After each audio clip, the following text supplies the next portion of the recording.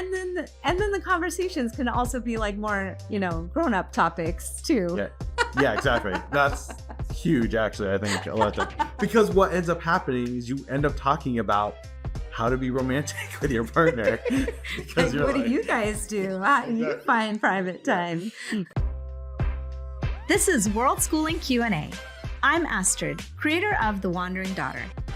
As a traveling family, we've spent 4 years traveling full-time to over 18 countries and 6 continents. Wherever we go, we try to learn as much as we can about the countries and cultures we visit. While we didn't coin the term, we like to call this worldschooling, using the world as our classroom. Each week, my husband Clint and I will answer one question about worldschooling and share our experiences of traveling the world with our kids. Ready to get started? Great! Let's dive in.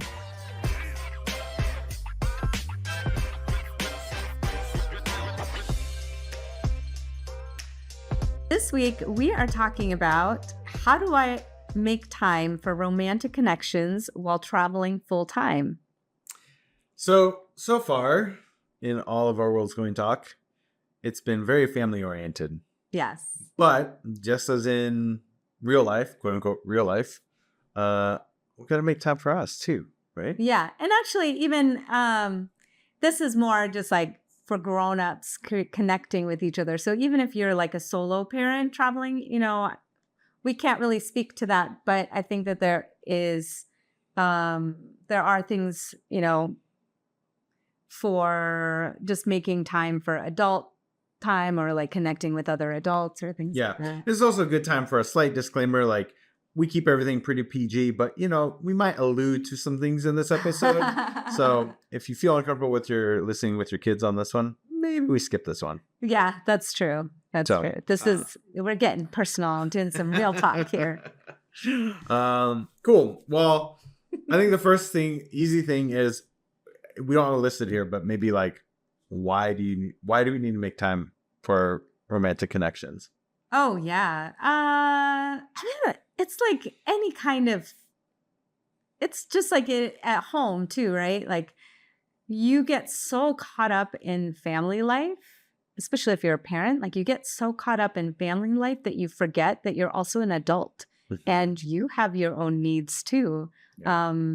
And if you're in a relationship, like sometimes the relationship takes a back seat to the needs of the family, the needs of the kids, the needs of travel or work or whatever. And it could be easy to like lose sight of what's important. Well, in a previous episode, we talked about the stresses of travel or of long-term travel. And it feels like it's very easy for the first thing to kind of get pushed aside or deprioritized in order to deal with the stress is the relationship between the two adults. And now we're obviously talking, in our situation, we're talking from a very heterosexual type of relationship. And it's a 2-person party. So like if you're a single mama or something like that, like I think your experiences are going to be way different. But from our standpoint, like, yeah, one of the things that kind of is easy to deprioritize is just the time that we spend together, because you're constantly like shuffling logistics, making sure the kids are okay and stuff like that. Do you feel like that was a challenge when we were traveling full time? It depends where we were. Yeah. What's interesting is that when we were in places like Mexico, for example, especially like Yucatan Peninsula, we've talked about this in the past, where like like it just feels like we're in more chill vibe there. Yeah. And that we as a family are more comfortable in that environment. And so because we're more comfortable and the kids are more comfortable, it doesn't feel like our kind of emotional baggage or our emotional issues come up as much. And then it does feel like we actually have more time together. What about you? Yeah, I think that there were definitely, like the opportunity or the places that we stayed where we had opportunities to do like date nights. That was really nice. But even like I don't know. I think that we are able to like show affection to each other, even with our kids present, not, again, keeping it PG, but like giving kisses or hugs and stuff in front of our kids. I think that's helpful. Just to like be able to connect and things. And there are, romantic moments even when we're just with our family, like walking through a botanical garden and like holding your hand or something, or Spain to me was just like a romantic place to be in. Oh, the whole place, like all the cities, or just like being on the beach and hanging out while the kids are playing, and I'm like, oh, here we are. Yeah. With the ocean in the background. So I think it definitely, like, compared to being at home, in some ways, world schooling kind of lends itself to providing a few more like romantic moments, even when you're with your kids. Yeah, that's true. Well, kind of alluding to that, why don't we talk about like those kind of mini dates or those moments that you can foster while traveling, while world schooling.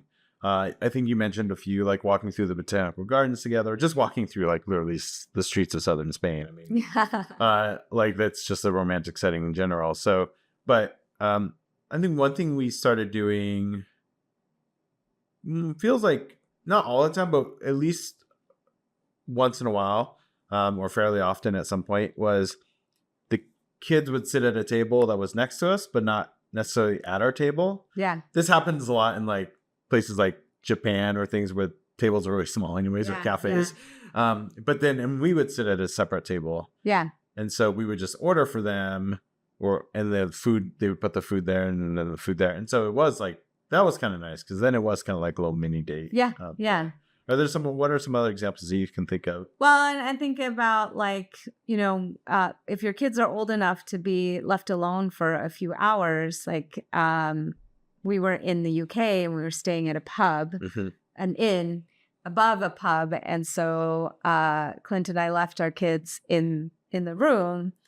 We had our phones, they had their phone. They had their phone. And then we just went downstairs to the pub and had like a drink together. And so like, finding moments like that where you can sort of like, I don't know, have adult moments together. Yeah, or nice. Like if we were in a hotel, we weren't in hotels a lot, but if we were in a hotel and had a fitness center, for example, this is mostly when we're like road tripping through the U.S., but in the mornings, just working out together in the morning while the kids are still sleeping. Or I was thinking in Bali where you and I would drink coffee outside on the balcony in the morning, where we just have coffee and breakfast while the kids were still sleeping or inside. So just finding those little moments. At some point in your travels, you may come across where you actually have to get 2 rooms just because of the way lodging works. Yeah. That's happened to us a number of times in Indonesia and Mexico, Europe. Yeah. That actually is perfect, because when I say 2 rooms, I'm not saying like a hotel room that has like 2 bedrooms. Like literally you have to get 2 separate rooms right next to each other though. But still like 2 separate. And then it's kind of nice, because then you have like, I mean, you are like, you can have breakfast and whatever. It's just you can kind of almost, like I said, we love our kids, but like you can almost be like, oh, this is like our time away or something, right? Exactly. So and the kids love it too, actually. So it's not just us. It's the kids actually liked having that autonomy. That independence. Yeah. Well, what about like, if you're, one thing that we did was like meeting up with other families. Yeah. Like either being in like community or, staying in an Airbnb with another family for a month or something like that. Yeah. And that actually gives you a chance to have like, babysitters or something. Yeah. And then you can do date nights without having to like a little bit longer types of date nights. Yeah, we would alternate. There's a couple times where we stay long term with the family, like a month or so. And then you could alternate. Like the parents of one family would hang out at home with the kids for the evening while we went and did something, or vice versa. That was really nice. Those were, I think, one of the other things too that comes into play with that is also just having other adults around where like the kids can go play and do other things or hang out or watch a movie or something like that. And then as adults, we can just interact, because it's not just like, that's not really a romantic date per se, but what it does do is it fosters adults getting to be adults, because we get very wrapped up in like being parents. Yeah. So the ability to just kind of like cut loose and hang out with other adults is so important to just like remember, oh yeah, I am an adult with adult needs. Yeah. And so like being able to hang out and, you know, have a drink if that's your thing, like just be able to do that. One of my favorite experiences of that was in Bali at this like pop-up that we did with a bunch of other families. But every evening, it was like we were in a little villa with a bunch of kids or a bunch of families.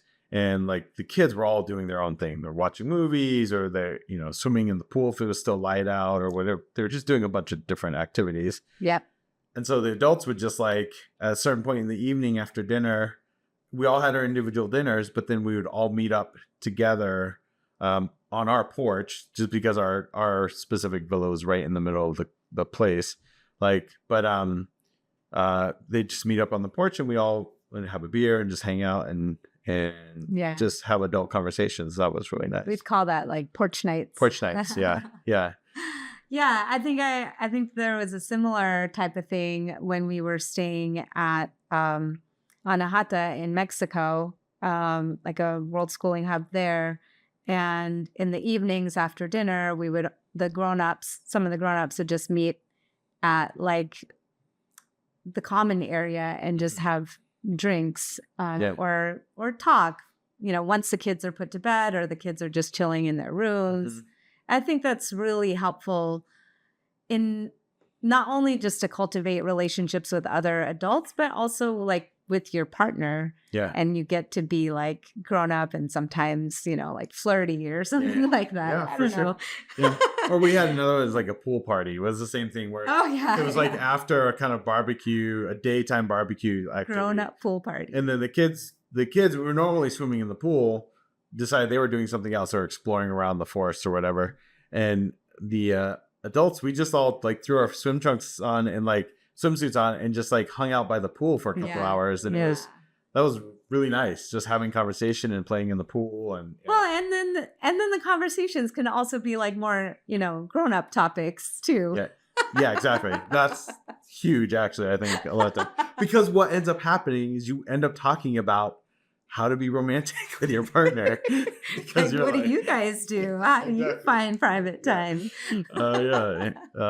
So speaking of which, what's logistically wise, like what are some things you can do to set yourself up for? Yeah. Well, one thing is make sure that you have a separate room. Yes. Like, you know, Clint was talking about like in some cases you have to book 2 rooms, but if you're booking an Airbnb, we always make sure that the grown-ups at least have their own room with a door that you can close. Yeah. And like I pitch it to the kids of like, well, we need to be able to take meetings, but you know, it could be like they're meetings. It's totally fair. Meetings. Yeah. Evening meetings. Yeah. Yeah. Well, and it's also like maybe make sure the rooms are soundproof too. Yeah, or locking. Yeah. Maybe this is TMI, but I do remember staying at a house where it was beautiful, but like and we had our own separate rooms, but the rooms were actually kind of didn't have separation all the way because it shared a roof, and then the wall only went. It was like a partition, more than like a wall. And so, you know, we were being intimate, and I had, you know, making intimate noises. The audience is really going to know us now. And then midway through, my son, I guess he woke up. He comes in the room and he's like, "What was that?" Oh my God. Yeah. Oh, it's hilarious. I'm like, "Oh, sorry. We were just playing." Yeah. Yeah. So separate rooms. For the listeners, right now my face is just turning bright red.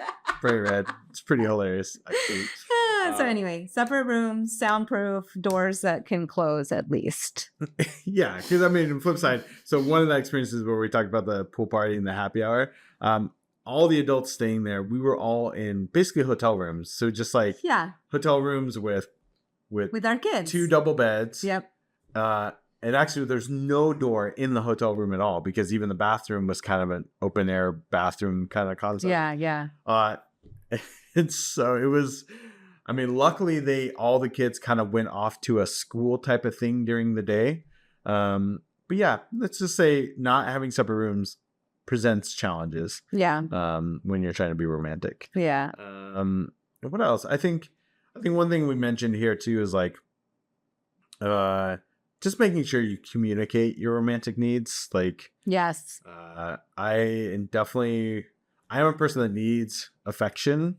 Or I need to be shown affection and touch and stuff. And so I think when you're traveling together and you're together all the time, you're together all the time. So it's it's very easy to kind of build a wall a little bit and separate. Yeah. But then that can start to cause other issues. So just make sure you're communicating. Mm-hmm. Yeah.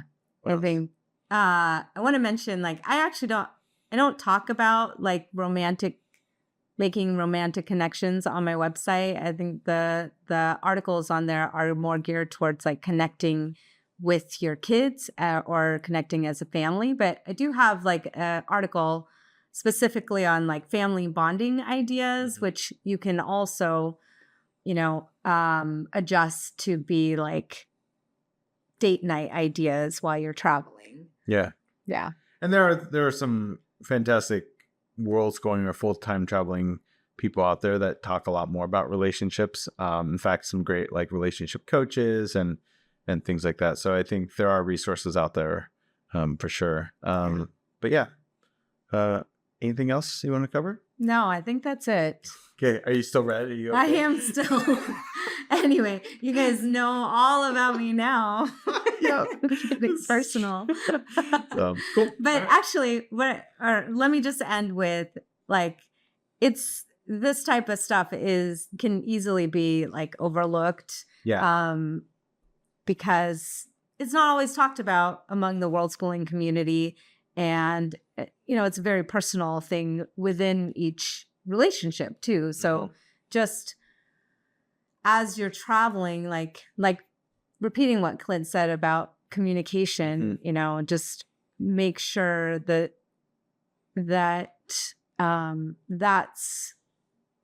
you put this as a priority, like communicating with your partner and like expressing your own needs and also understanding their needs as well. Yeah. So. Very good. Cool. Anything else? Nope. That's it. All right. Awesome. Well, that's all for today. Thank you for joining us on this episode of Worldschooling Q&A with Astrid and Clint. Be sure to check out the show notes for any links we mentioned in the episode and visit my website, thewanderingdaughter.com, to dive deeper into worldschooling and family travel. If you like what you hear, please consider supporting The Wandering Daughter on Patreon. It really helps us out and keeps the show going. You'll also get exclusive perks like episode transcripts, additional resources, access to office hours with us, and more. You can find us on Spotify or the podcast app of your choice. If you're listening to this on Spotify, you can tap the bell icon to get notified when new episodes come out. And if you like this episode, please give us a 5-star review. It really helps new people find our show. If you're watching this on YouTube, don't forget to like and subscribe and tap the bell icon to get notified of new episodes.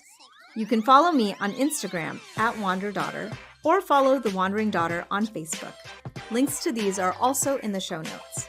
If you have any worldschooling questions you'd like us to answer for future episodes, feel free to throw them in the comments or send us a message at thewanderingdaughter.com/podcast. Until next time, happy travels! Bye!